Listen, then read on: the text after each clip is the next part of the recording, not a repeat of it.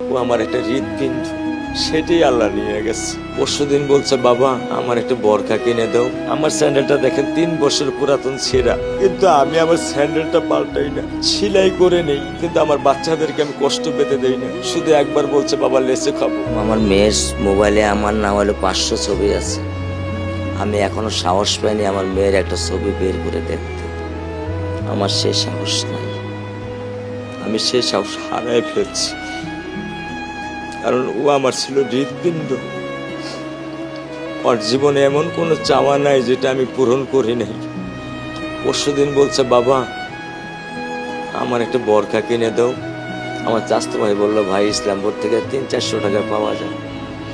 আমি সাথে সাথে নিউ মার্কেট থেকে আমি 1000 টাকা দিয়ে আমার মেয়েকে বরখা এনে দিচ্ছি।